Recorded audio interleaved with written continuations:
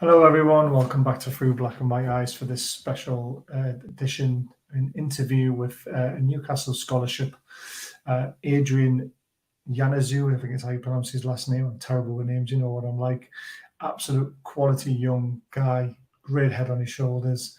It was amazing to get a chance to speak to him. Thank you again to Newcastle Benfield, who arranged it all. He's had a big part to play with Benfield, Gateshead, and also Ashington, which you're going to find out about. And he's signed a scholarship for 2 years with Newcastle. And I had the opportunity to sit down with him and talk about him as a Newcastle fan, and also what it's like to sign a contract and how it all comes about and what it's like being a goalkeeper. So I hope you enjoy it. I'm going to play it and then I'll come back at the end and have my little say. But don't forget, guys, it's all happened because of Newcastle Benfield, top quality little non-league club. Please consider getting yourself down there and supporting a great non-league team. And don't forget, they've also got Benfest coming up very soon. So please consider buying some tickets for that as well. But no further ado, here is the interview, guys. I hope you enjoy it. So thank you, Adrian, for joining Through Black and White Eyes for a special interview. It's amazing speaking to someone who's kind of almost there but not quite there, but we're going to find out your journey. But first of all, I want to find out about you as a Newcastle fan. I've done a lot of these shows of interviewing like Sir Holly Blade and Adam P and finding out about why they love Newcastle United. So why do you love Newcastle United? Well, pretty much since I moved to England at the age of 5, I moved to Newcastle. I grew up in Newcastle, and I just instantly became a Geordie. As soon as I grew up here, it was amazing. In school, I just remember just touching the football was just my life, really. So ever since I came here was just black and white, flicking through, and I just loved it. Went to my first Newcastle game when I was around 7 or 6. Watched Burnley, Newcastle versus Burnley, and I was just in love with the game straight away. So I'd always take my time as a little kid to go out on the field, play, just imagine to being a footballer. And since then, up to the age of 17, still a Newcastle fan. So. I mean, it's quite astonishing considering it's the Mike Ashley era as well when you were a kid. I mean, I was lucky. I was Ozzy Ordilis as manager, then Kevin Keegan, and I've had the Dalglish, Souness, all that sort of stuff. You had to put up with the rubbish. No, I mean, it was good. I mean, of course, when I was younger, I didn't really understand it much because I didn't understand all like the things that would happen. But throughout the times, there's been up and downs. Of course, being a Newcastle fan, getting relegated but I still have a season ticket throughout the time, I enjoyed going to the games, Championship games, Premier League games, and it's good to see how far the club has came to playing Champions League football now this season, which is an amazing dream really as a Newcastle fan, so it's good to be living in these times. I think the last time I went to a Champions League game was Dynamo Kiev, I think it was, and Shearer missed a penalty for us to qualify for it. I was like, But hey, it's back. Champions League football is back. Let's talk about you as a young boy wanting to be a professional footballer. When did you decide you were going to be a goalkeeper? Because not all goalkeepers start as a goalkeeper, do they? I like to think they're a striker, don't they? I mean, started off at Newcastle East End, the local football club. My dad just took me to training/trial thing, and there was a new team coming up together, and so I was 6, and personally, I started as a right winger. It was just a little in training thing. I thought I was going to be down the wing, always just good on the ball. But I got told to go in goal, and I just enjoyed diving around in the goal as a little kid. So from that age, I was like, I wanted to be a goalkeeper. And so just stuck. Oh, from 6 after just getting put in goal, I just loved it. And been doing it for 11 years now, so it is great. Feels like see, when you say that, it's a long time. I've been working my current job for 10 years, and you've been doing this for 11 years, and you've still got another 20 years ahead of you. Well, I mean, I hope so. It is good, but it's great. Yeah. How big are your hands? I'd like to say medium. Medium. I wasn't blessed with big hands, unfortunately. Unfortunately, I'm just like my brother as well, so not the biggest hands. No. I wanted to play cricket, but yeah, that didn't work out very well. Going back to being a fan, your favourite game? What's the most enjoyable game you've been to? Favourite game? I mean, I've been to many throughout my times, but from what I saw, I've got to say probably the Newcastle Arsenal 4-4 4-4 draw. I mean, yeah. It takes you a time back, of course, but it was a good game, and you know you like to see the massive comeback how it happened, and like even as good games that happen over times, and I still, if you take me back to that moment, I think that was a great game to see. Yeah, 2-0 equaliser. Exactly. And you stayed. Not many fans did they? I mean, 25% of the ground walked off. Yeah. I was in a pub watching it, and I walked out a lot of time as well. That tells you how bad we were playing. But yeah, monumental comeback and a great game to be at if we stuck it out. The other game that springs to mind in your era, for me as well, was the Norwich game when we come back and won that in the Championship under Benitez. Dwight Gale hat-trick. Yeah, that was a good game as well, yeah, to be fair. Yeah, I was halfway past Rosie's ball when the equaliser went in. And then I heard another row and I was like, Dad, I'm never leaving the game early again, this is your fault. To be fair, I also did have at the time where it was Newcastle Man United, it was a Paul Dummett equaliser. Oh, yes. And my dad did say, let's go and leave early because we thought it wasn't going to happen, and it did hit the row, which... I remember that game as well, that was a thumping hard volley on the edge of the box, wasn't it? Outstanding volley, honestly. It was unexpected, but sadly didn't get a living moment. Yeah.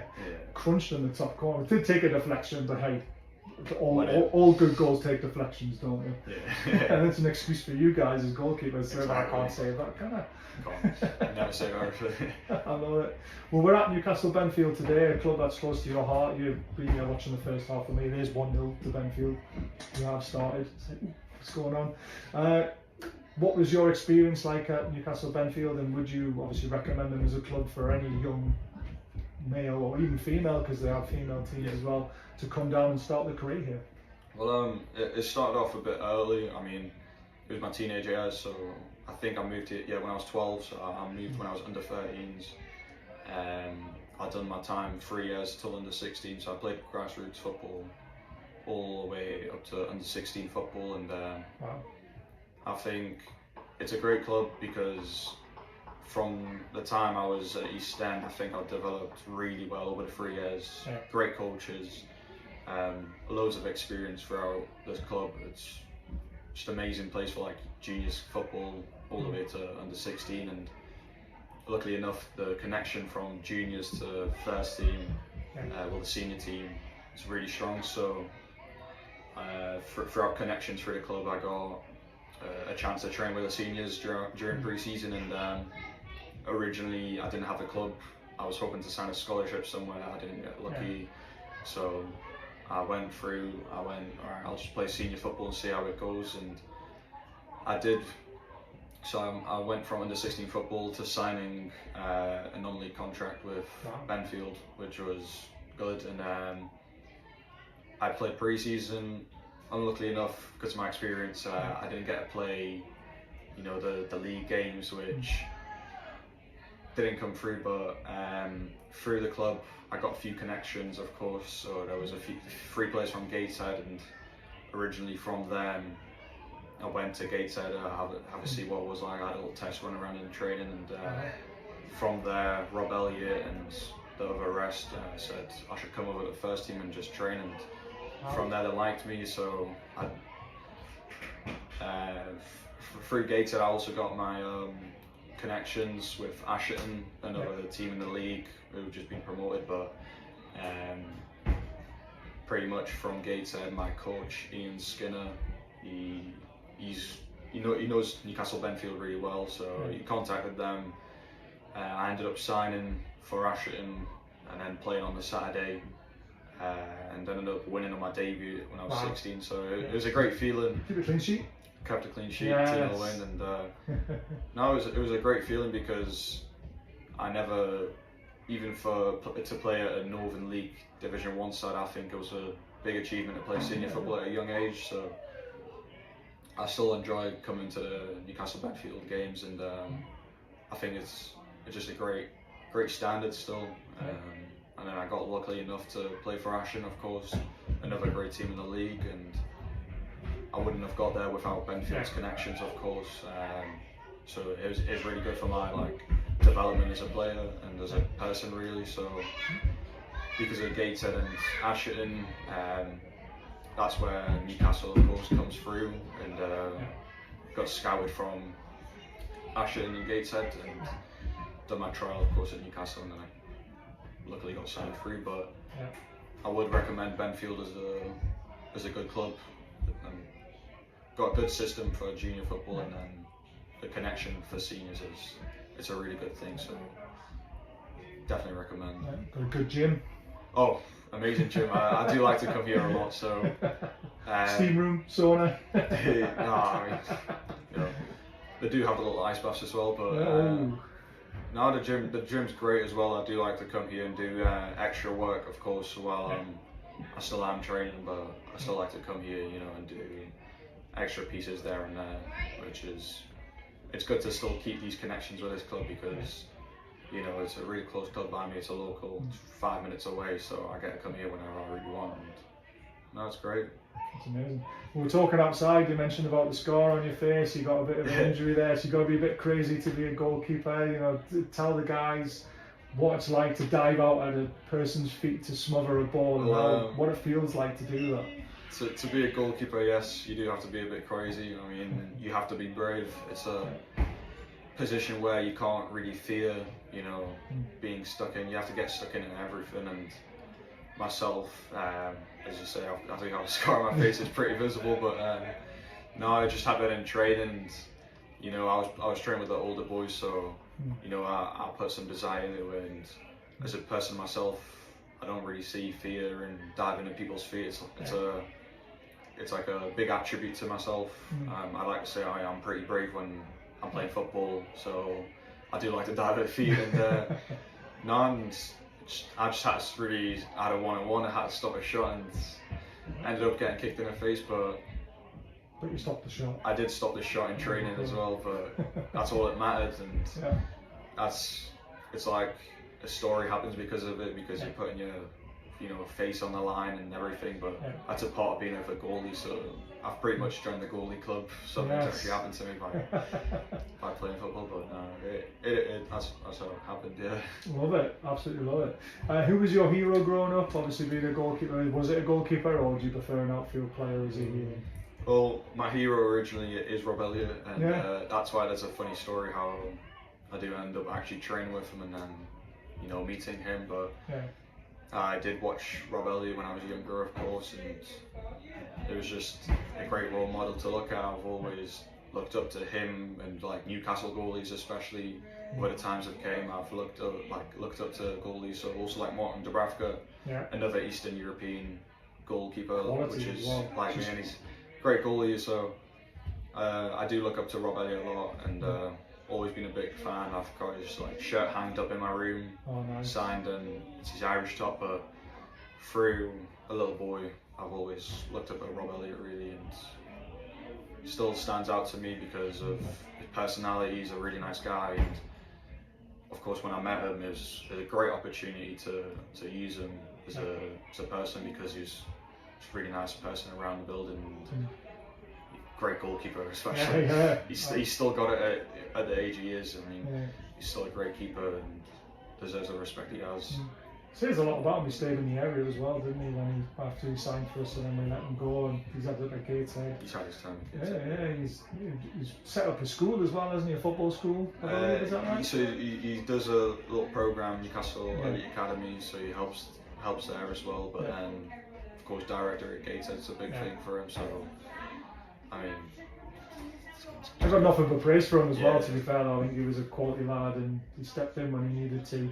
Obviously, Dubravka's quality, isn't he? Oh yeah. I mean, it was a needed signing. It was a needed signing. Dubravka was really needed, but both great people I got the chance to look up to. But I just like to grow up to them because they're just great goalies. Were you there for Dubravka's debut against Man United? I actually wasn't. Oh no! I actually wasn't. I probably was playing at the same time. Oh, that's fair enough. Which happens. Yeah. I mean, growing up grassroots football, your kickoffs are at the same time as the Newcastle games, which was a bit annoying. But no, I didn't miss it. But of course, I ended up supporting him when I could. Yeah, it was a great debut as well, to be fair. I mean, I did also get to meet Dubravka. Have you? Nice. So I met him at the little school thing, the program thing, which are connected, of course, also to Benfield, which is good for the club. But and then I got the chance to train with him in the first team, and I had a little conversation. He said he remembers me, which is oh wow, which is really nice. And yeah, so just great role model. That is nice, really nice. I mean, I met Warren Barton and spoke to him loads of times online, and when I actually met him in person, he didn't know who I was. Thanks, Warren. Talk us through what it was like signing that 2-year contract. It was an apprentice contract that you signed. Scholarship. Yeah, scholarship. How does it come about? And just for anyone who's younger who's looking to go into that sort of, you know, to have the opportunity to be talked to, was your dad a big influence when it comes to the contract talks? You know, how did the whole thing come about, and how does it work? Well, it originally just happened that I had my 2-week trial at Newcastle, which went well. Intense? It was intense. There was loads of pressure, especially how ever since I was a little boy I've wanted to be in the academy. And then, of course, I didn't get through. I didn't break through to even try to go on trial or anything. But getting the chance was huge for me, and I wanted to take the opportunity, and I made sure I did. So, good 2 weeks with the academy was great, and so I done my 2 weeks, and then it just went silent for a few weeks. And that must have been horrible. It was ups and downs, of course. You know, you don't know what's going to come across, and I just remember going to training for Ashton, and I just got a phone call from Rob, and he just said, like, you're signing for Newcastle, and it was a over the moon moment for me, especially just being in that position to be able to actually sign it. And it was a bit of a long wait because of the transfer window, of course. So I was signed on to Gator and had to wait until January, but so I signed in January, and it was great. Everything went fine. Medical, everything was all good. And what's that like, doing a medical? Is it all just like all the things done on your chest? Are you go on a treadmill and all that sort of stuff? You just do a little heart screening and just little fitness checks, but no, it came across well, so it was good overall, but that's why I signed it. What about when you were signing the contract? Did you get to speak to the likes of Eddie Howe, Dan Ashworth? It's because it's part of the scholarship, so it wasn't really, so the minions were there. So it's a bit of a smaller part. I mean, it's still huge people to speak to. I had Steve Harper on my signing, so he's a club icon as well. He's had his time, played over hundreds of games as well at the club, so even him, he's a role model around the building to me.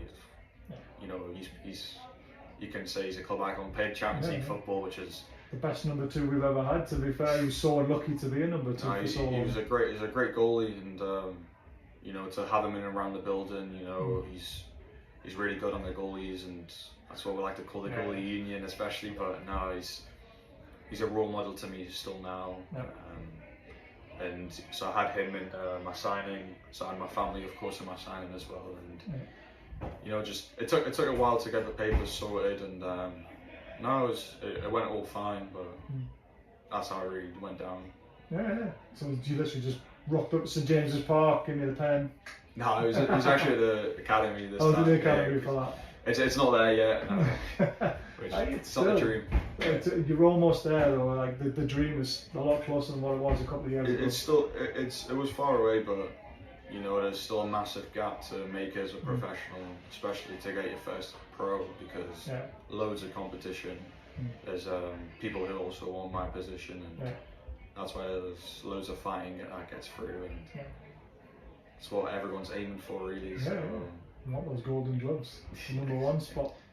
There's a big competition for the number 1 spot, of course. There's 3 other goalies, so you've got to make sure to make everything of your day. So every day you're there, you want to just make sure you make the most of it, because every day does make an impact. And but it's good. What's the training like as a goalkeeper? So you obviously train separately most of the time. Is normally just the goalkeepers and the goalkeeper coach and someone kicking balls. What are the drills like? How intense is it?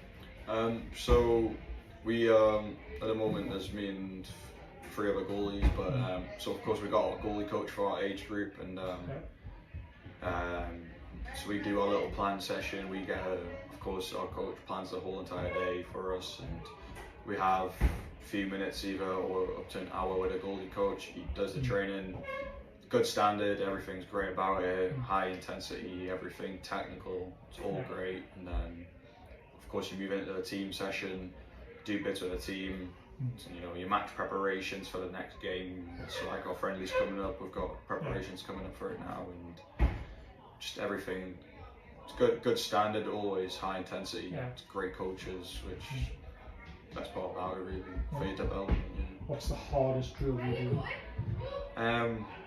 Hardest drills are probably pre-season, I'd say, because I've never really, because I joined mid-season, so I've never experienced full-time football. Like being at Gates, I was kind of full-time, but I was also, of course, doing my college and mostly with the first team. But being in a full-time program, it is tough to join mid-season, especially. But once you get the rhythm in, it eases a bit more. But to do my first pre-season, I've already done a week. It is tough. There is setbacks, of course, to your fitness over your holidays and whatever, but no, the pre-season is tough. The hardest thing I'd say is 5 laps, which goalies aren't a fan of it. It's where you do 5 laps under 5 minutes, and oh wow, it is tough. But 5 laps of the full pitch or 5 laps of the 400-meter track? it's the full pitch. The corners are a bit cut short, but it's still it's hard to get a run for 1 lap per minute. It is pretty hard, but especially as a goalie, it's not the easiest, because you know your focus isn't really mostly on the fitness. It's mainly on, like, you know, your diving and agility, that type of fitness, because it is hard to dive around and maintain your fitness, but running straight around, it's not the easiest things as well for me, but it is pretty tough. I'd die just doing half a lap. One of the things about being a goalkeeper, you focus. Obviously, being a goalkeeper, you can stand in your box, you could be watching us attacking for half an hour, and the rest of the game, for example, the goalkeeper had to make one big save in the 92nd minute, didn't he?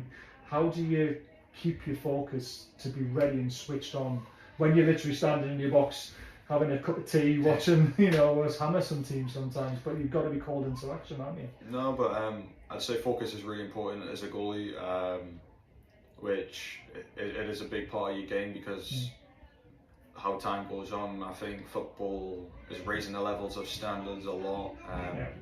As you say, every second the picture changes, and especially for modern goalies, now you've got to be good with your feet. So, like playing out from the back, especially, a big part of Newcastle as a first team and the academy.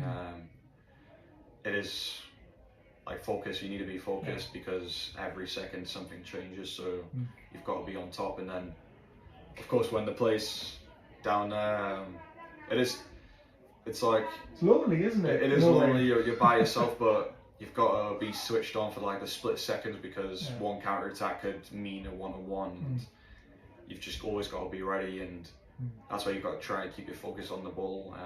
Of course, you have the boring times where you just stand around, but you've got to just be ready and try and maintain the focus, which is the most important part, especially about being a goalie, because one small thing could mean it's a goal. Well, yeah, I mean, Pope in Liverpool comes to mind, doesn't it? He came out of the box a bit too rash, didn't he? And the rest is history, isn't it? It does happen. I mean, every goalie makes a mistake. Even I've made mistakes, and I wouldn't say it was it is a mistake at the end of the day, but not everyone can go every game without making a single mistake.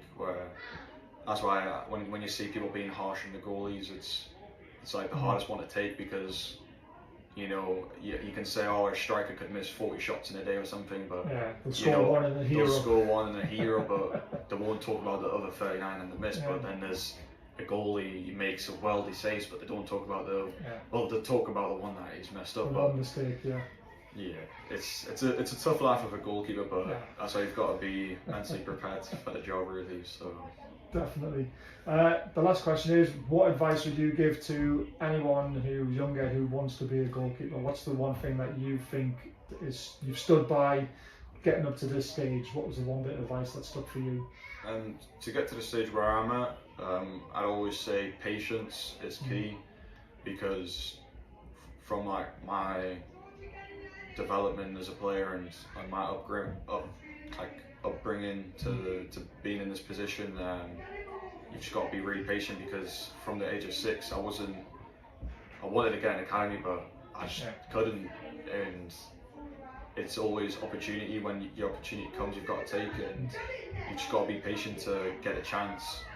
And I like to say patience is like the most important thing for young people, because some people are early developers, some people are late developers, and you just got to be able to stick through the whole time. And once the opportunity comes, you've just got to try and take it if you can, but just never really give up. You've just got to keep the same mindset to make the most out of the day as well.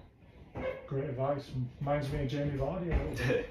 I mean, I aspire, like, I also think Jamie Vardy has something, you could kind of say it's something like me, but I played in the Northern League system, so did he, and you know, he's also gone like a great club in the end. And same as like Steve Harper, he played at Seaham, so he's also played in Northern League, and then he's ended up signing for Newcastle a pro contract, which is what my dream is. But that's like something I can look up to. But that's also what every younger kid who plays juniors football, or even now trying to get where I am, should just think of it.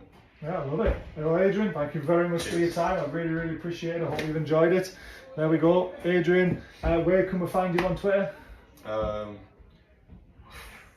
be fair, I don't know my username. At Adrian, it'll be at Adrian Janusz 01, I think. I think it is. Underscore, they'll have a few underscores. I'll tweet them out so you guys can follow them as well. And we wish you all the best for your future. And we hope you make it. And hopefully this is the first interview of many and bigger ones with Keith Downey and all them lot. Fingers crossed. Fingers crossed, yeah. All dreams. I love it. So there we have it. The young man Adrian signed a 2-year scholarship with Newcastle. As you can tell, the guys behind the scene at Newcastle are they're getting in the right type of people, aren't they? When you listen to him speak, he's got an adult head on his young shoulders. He's got the right attitude. He never dodged a question. I mean, they weren't hard questions. I don't think they were, but some great answers in there. And he's a Newcastle fan, so there's the homegrown talent side of things. Yes, he's been living here since he was 5, so he's classed as homegrown talent. And I hope the young man really does make it. I hope he enjoyed the interview. He said he did. I was a little nervous. He was as well. It's the first time I've ever interviewed a player that way. So I hope you guys have enjoyed it as well. Please drop a comment and let me know your thoughts. And don't forget Benfest at the end of the month. Please get yourself down there. Great little football club, I promise you. It was a great night I had on Saturday. And don't forget Diet Crow, our sponsor. Links in the description below if you would like to buy a t-shirt, and everyone gets 20% off. If you have enjoyed this video, I'm hoping to do more. Maybe get Adrian back on in the future. We're hoping to get other players on in the future, fingers crossed. So please hit that subscribe button and the bell button so you know when we're live. And don't forget to hit the thumbs up, guys. I really do hope you've enjoyed it. I enjoyed it. And I'll see you next time. Take care till then, guys.